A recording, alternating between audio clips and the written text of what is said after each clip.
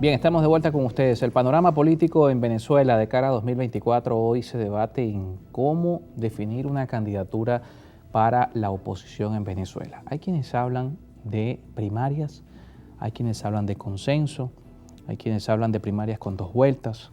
Hay distintas opciones que se han presentado desde distintos sectores políticos en el país y por supuesto también muchísimos nombres que algunos han estado con nosotros ya en estudio, otros por supuesto públicamente no han anunciado sus intenciones, pero se conoce, pueden ser abanderados por algunas organizaciones políticas. Lo cierto es que el diálogo, la negociación y el acercamiento entre los sectores políticos va a ser clave para la ruta de cara a 2024 y en paralelo a lo que se discute en la política está lo que discute el ciudadano. También algunos han coincidido, no existe hoy un acercamiento, no existe una conexión entre el ciudadano y la clase política. Todos esos temas lo vamos a conversar con nuestro siguiente invitado. Henderson Sequera es consultor político del equipo de Politics, está con nosotros vía Zoom desde el estado Carabobo y le agradecemos estos minutos. Henderson, gracias por acompañarnos. Al contrario, Carlos, gracias a ti por la invitación. Bien, Henderson, quisiéramos comenzar con el panorama que hoy tenemos, entendiendo lo que mencionábamos de entrada en este bloque, que estamos caminando en una ruta desde el punto de vista político hacia 2024, cuando correspondan unas elecciones presidenciales, donde se está viendo lo que muestran las encuestas, un número bien interesante con el que iniciamos nuestra entrevista. El ciudadano hoy espera un cambio, pero un cambio que no venga ni del chavismo ni de la oposición, así lo dice Datincorp, por una parte. Por otro lado, estamos viendo liderazgos políticos que no están superando los 20 porcentuales de aceptación también entre la ciudadanía. Si se compara con quienes están, los puntos de rechazo y de aceptación son muy similares entre todos los liderazgos. ¿Qué está pasando en el entorno hoy político y cómo esto es posible que cambie de cara a 2024, entendiendo que se defina una fórmula para poder definir un candidato? ¿Quién va a votar por ese candidato? Porque lo que nos muestran las encuestas es que el ciudadano no está conectado con quienes están discutiendo esta fórmula. Carlos, lo primero que mencionaste es quizás lo más importante. Hoy el sector político de mayor crecimiento en el país no es ni el chavismo ni la oposición, sino son los independientes. Y esto se debe a una razón clave y es la profunda crisis de representación que hay en Venezuela. Esto quiere decir que los ciudadanos no se sienten representados en el liderazgo tradicional, es decir, el ciudadano no se siente representado en el liderazgo tradicional del chavismo o de la oposición. Ante esto, la propuesta, al menos desde la plataforma unitaria, es una propuesta de primarias que no solamente, dé la oportunidad de elegir un candidato unitario, sino que le dé la oportunidad a la oposición de retomar la iniciativa política, de mejorar sus capacidades organizativas a nivel nacional y, sobre todo, de volver a conectar con la ciudadanía. Si hay 2 problemas fundamentales que tiene que resolver la oposición política en Venezuela hoy, son 1, esa crisis de representación que mencionábamos previamente, y 2, cómo volverse a conectar con un ciudadano que siente que la política no le está resolviendo sus problemas y que se ha refugiado en el aspecto privado. ¿Y cómo se camina en ese sentido? Empecemos por el tema, más allá de la crisis de liderazgo, la crisis de representatividad, empecemos con la conexión, porque la crisis de representatividad a lo mejor es algo interno de los partidos, de las figuras, de la renovación, que también es un tema para abordar, pero ¿cómo conectar con el ciudadano? Porque lo que estamos viendo hoy es un ciudadano interesado en que la economía pueda brindarle mejores oportunidades, en lidiar con lo que puedan ser las fallas en materia de servicios públicos. ¿Cómo llevar a ese ciudadano a que la política es importante y que es importante que también participe en estos escenarios? Bien, Carlos, yo acá leo en redes sociales y algunos otros colegas que creen que esto es un tema de volver a inventar el agua tibia, y lo que resulta y lo que tenemos es que desde 2018 la oposición política en Venezuela ha sostenido una estrategia con base a la presión internacional. Es decir, se tenía la tesis de que se podía presionar al gobierno chavista internacionalmente y esto podía producir un cambio político. Lo cierto es que hoy, en 2022, esa tesis no ha logrado sus objetivos. Entonces, la oposición venezolana se encuentra en una encrucijada, se encuentra en un momento en el que se da cuenta que ha perdido esa conexión, ha perdido las capacidades organizativas y tiene que volver a lo que yo llamo el trabajo de hormiguita. Esto no se trata de inventar el agua tibia, esto no se trata de una frase, de un eslogan, un mensaje, un color que resuelva mágicamente el problema. Se trata de volver a donde está la gente, de volver a las comunidades, de volver al trabajo político de hormiguita, paso a paso, casa por casa, persona a persona, y llevar un contraste. O sea, el contraste de ideas durante mucho tiempo la oposición se construyó como algo que se opone al chavismo. Bueno, en la actualidad tiene que retomar ese trabajo político, tiene que retomar esa conexión caso por caso con la gente y decirle no y plantarse como una alternativa, no solamente que se oponga al chavismo, sino que presente su proyecto país, en qué cree, cómo debería ser la economía, cómo debería ser la educación. Ese trabajo se abandonó y hay que retomarlo. Y ahí entramos también en la segunda parte, la crisis de representatividad. Ese trabajo de hormiguitas lo puede hacer esa representación política que mencionamos, esa ruta que comenzó en 2018 de presión internacional, que por cierto, bien contundente, Luis Almagro, hablando de cohabitación, una de las principales figuras de apoyo a esa ruta de presión internacional, hoy no habla de la posibilidad de una presión internacional, sino de una cohabitación, pero es posible que esos mismos líderes políticos puedan hacer ese trabajo de hormiguita, porque hay también, por supuesto, es una realidad, hay un desgaste de esa propuesta que se hizo desde 2018, que lo mencionas en la respuesta, pero ¿puede esa misma dirigencia conectar o por el contrario esa crisis de representatividad se traduce de manera inminente en un cambio de actores políticos? Una de las consecuencias fundamentales de la crisis de representación, Carlos, es que el escenario está servido no para que un liderazgo tradicional de la oposición se consolide, sino para que surja un outsider, una figura de los medios de comunicación, humorista, comediante, actriz, actor, deportista, etcétera, que entusiasme a la población, pero que lo entusiasme no necesariamente por sus ideas, sino por simplemente el hecho de no formar parte de ninguno de estos dos bandos, chavismo u oposición. Está la figura del Conde del Guácharo, siempre se ha hablado por allí de la figura de Lorenzo Mendoza, hay figuras de Fede Cámaras como Ricardo Gusano, etcétera. Pero esta es la principal consecuencia, o sea, el caldo de cultivo está perfecto para que surja un outsider. Y lo segundo, que es lo que tú mencionas, es hay una tan esperada, hay una demanda fundamental de la sociedad para los partidos políticos, que es la demanda de la renovación. La sociedad le pide a las organizaciones políticas caras nuevas, ideas frescas. El gran detalle es que esta renovación parece no haber llegado y los partidos están respondiendo, digamos, de una manera muy inteligente a esta demanda, haciendo elecciones internas, haciendo refrescamientos ideológicos, etcétera, pero estos refrescamientos y esta renovación no va a ser suficiente. El gran reto es cómo, y aquí creo que juega un papel indispensable la primaria, Carlos, y la primaria es importante no por el candidato que vaya a ser electo allí, no por el partido que vaya a ser electo allí, sino en la medida en que la primaria pueda fortalecer a la plataforma unitaria como plataforma política, porque la idea allí es que lo que viene de acá a 2024 no es un camino de rosas, es un camino plagado de obstáculos, y la única manera en que el liderazgo político venezolano pueda sortearlo es que estén unidos y que tenga cohesión estratégica. Pero tiene capacidad esa plataforma unitaria como sector, pudiéramos calificarlo, como sector político de la oposición, tiene voluntad, capacidad para entender esta realidad, porque el escenario está servido, como lo mencionas, para que pueda surgir una figura que capitalice ese descontento hacia los dos sectores políticos, los dos bloques políticos del país, pero puede imponerse a las condiciones de este bloque político. Por ejemplo, ¿podrá la oposición tradicional aceptar que un outsider, alguien que no sea una de las figuras consolidadas de este sector, participe y gane? Es una de las cosas que también hay que evaluar. O incluso más allá de los sectores políticos de oposición que hoy no tienen el visto bueno de este lado de la oposición venezolana, de la plataforma unitaria. Es caso, por ejemplo, la Alianza del Lápiz, caso de sectores independientes que han venido marcando su distancia, entendiendo que son opositores al gobierno, pero no la misma oposición que tiene ese reconocimiento internacional.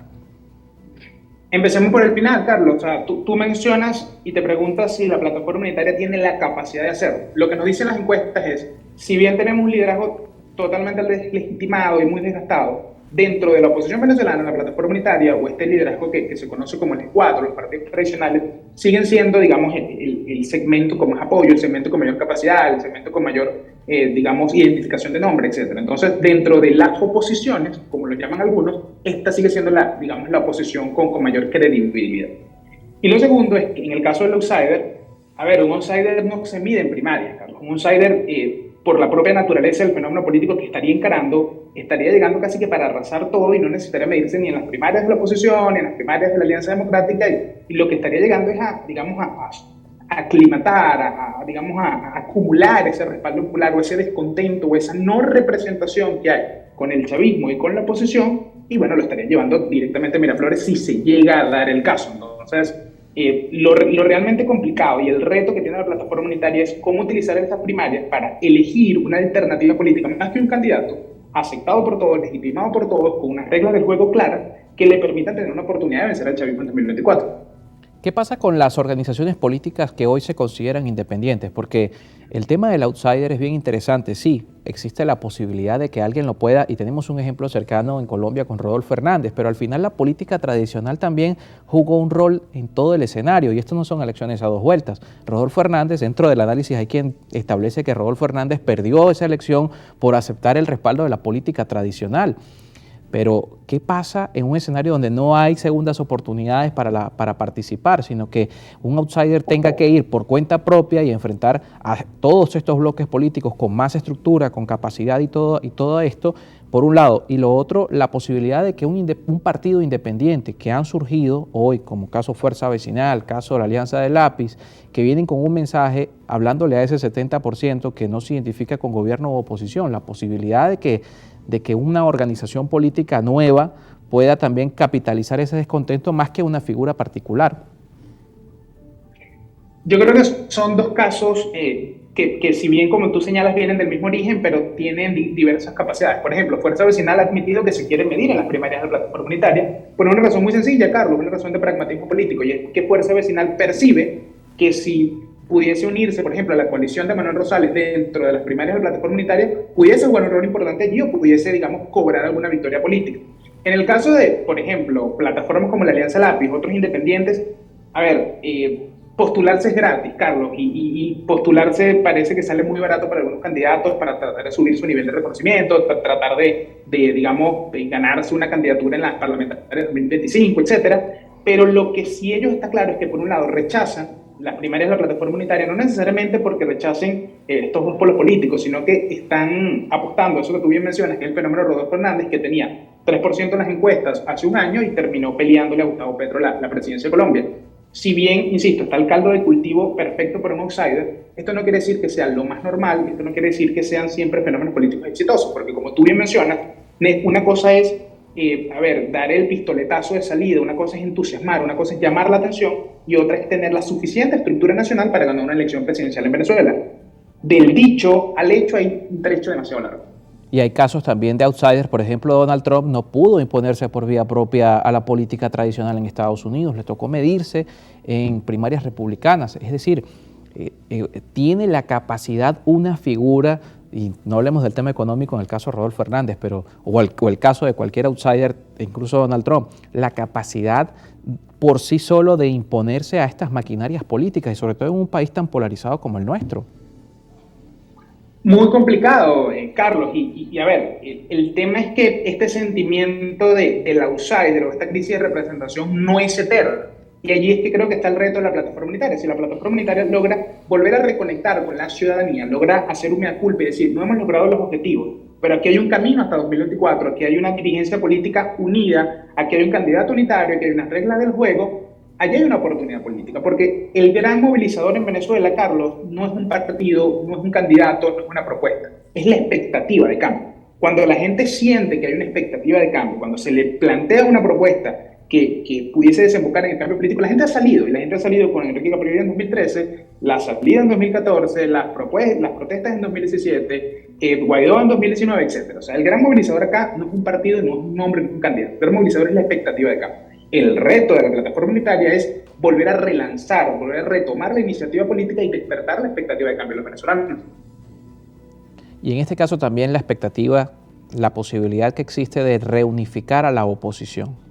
Entendiendo todo lo que ha pasado, esos escenarios que ha mencionado nuestro invitado Anderson Sequera son bien interesantes porque todos ellos han llevado a que la oposición vaya de alguna forma mutando en distintos sectores con visiones diferentes. Hoy la visión general de la oposición parece ser la participación desde los más extremos, María Corina Machado en su momento, por decir un nombre, hasta el Partido Comunista de Venezuela, hablan de participación, pero estamos hablando que en ese camino de esos rostros que hemos mencionado, de punta a punta, cada quien tiene una visión diferente de cómo participar, pero no existe la posibilidad de que con el mismo objetivo se puedan unir, es decir, entendiendo todo lo que ha pasado con la Alianza Democrática, con todos los sectores que vienen del chavismo disidente, pero que a todos los une el mismo método, pero no todos están dispuestos a unirse por el mismo fin. Yo creo que al respecto de ese objetivo, Carlos, se han dado pasos en la dirección correcta. El más concreto y quizás el más importante es el nombramiento de Omar Barbosa como secretario ejecutivo de la plataforma unitaria. Si bien al principio, cuando se hizo oficial ese nombramiento, algunas, sobre todo dirigentes políticos jóvenes, reaccionaron y dijeron: Barbosa tiene casi 80 años, esto representa la renovación, esto representa el nuevo liderazgo. Y la verdad es que no, el objetivo de ese nombramiento es que Barbosa fuese un agente que facilitara los acuerdos. Es una figura reconocida por la gran mayoría de líderes políticos del país, es un hombre de experiencia, es un hombre de partido, es una figura hasta de bajo perfil, diría. Entonces, creo que ha llevado un trabajo interesante de tratar de acercar las posiciones muy diversas, muy divisorias de los diferentes liderazgos políticos del país y tratar de llevarlos, digamos, el barco a buen puerto, de que el objetivo fundamental es, insisto, no solamente elegir un candidato en 2023, sino un candidato que sea legítimamente aceptado por los demás. Porque nada ganaríamos, por ejemplo, eligiendo un candidato en las primarias de 2023, si luego varios de esos participantes se postulan igual. Entonces, ¿cuál es el reto, a mi juicio? O que nadie vaya a votar en esas primarias, también es una posibilidad. Exactamente. Exactamente, entonces por eso el reto es doble. El reto no es solamente un candidato, sino reconectar con la población. Y si me preguntas, el más complicado de esto es reconectar con la población, por todo lo que tú mencionas, o sea, el cansancio, el hastío, la hegemonía comunicacional del chavismo, que también es algo que se tiene que mencionar, la persecución a la prensa. No tenemos los mismos medios masivos de hace 10 años, o sea, la penetración de las redes sociales, por mucho que lo creamos, no termina de llegar a todo el público masivo que se necesita, porque aquí no estamos hablando de la Junta de Condominio, Carlos, aquí estamos hablando de la elección presidencial de un país. ¿Cuáles son los próximos pasos de Barbosa, a mi juicio? Es procurar que las reglas de las primarias sean los más justas para todos, los más equitativas, y trazar una línea roja, Carlos. Decir cuáles son los verdaderos los actores que van a ser admitidos en esa primaria y qué actores no. Por ejemplo, yo creo que ha tenido acercamientos valiosos con Fuerza Vecinal. Henry Falcón dijo que va a participar en las primarias, pero a mi juicio la línea roja tiene que trazarla con la Alianza Democrática, porque dirigentes que se prestan para robarle las tarjetas legítimas a los partidos políticos de la oposición, como José Brito, Luis Parra, esos no son oposición. Caso si Bernabé Gutiérrez, Bernabé Gutiérrez ya se postuló. Exactamente, o sea, si Bernabé Gutiérrez quiere hacer una primaria, bueno, la puede hacer dentro de la Alianza Democrática o hacer presión para medirse en la primaria del PSUV, pero Bernabé Gutiérrez no es oposición y por tanto no puede participar en las primarias de la oposición. Pero ¿quién decide? ¿Quién tiene, como dice José Brito, que hemos tenido la oportunidad de entrevistarlo en nuestro espacio y le hacemos esa pregunta? Nadie tiene un opositómetro en Venezuela para definir quién es oposición. Así responde José Brito. Claro, pero es que no sé, sin duda, pero es que esa es su retórica. El tema es que no se trata de tener un opositómetro, se trata de los hechos. Y los hechos son que Primera Justicia, Voluntad Popular, COPEI, partidos democráticos, partidos perseguidos por el régimen de Nicolás Maduro, tenían una legítima dirigencia. Julio Borges, Leopoldo López, COPEI Roberto Enríquez, etcétera, y dirigentes como José Brito y Luis Parra y Lady Gómez y Bernabé Gutiérrez cooperaron con el Tribunal Supremo de Justicia, que es el bufete jurídico de Nicolás Maduro, no es un poder independiente autónomo, para robarle las tarjetas de esos partidos. Aquí no se trata de cuál es más purista o menos purista, se trata de que son hechos concretos y un dirigente que se presta para esto en el contexto venezolano, que no es una democracia, sino es un gobierno autoritario, no puede ser llamado oposición.